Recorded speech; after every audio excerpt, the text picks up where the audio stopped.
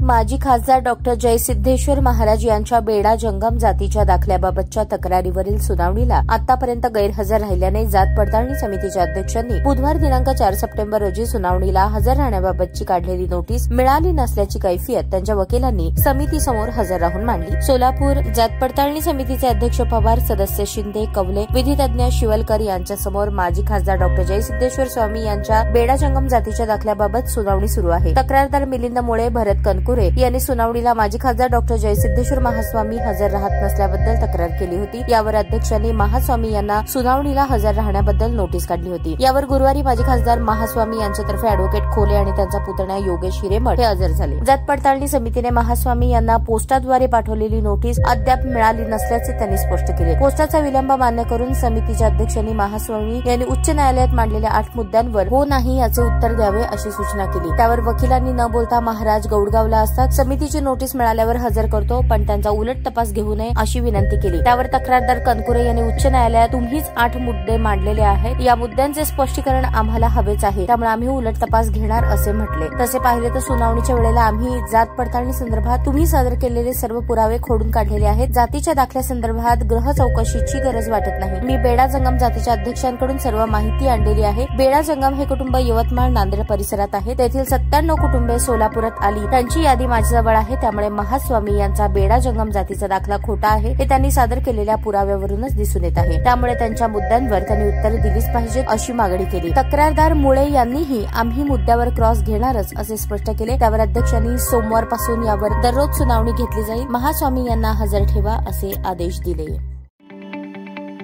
ताज्या बातम्या पाहण्यासाठी प्राईम महाराष्ट्र न्यूज चॅनलला सबस्क्राईब करा।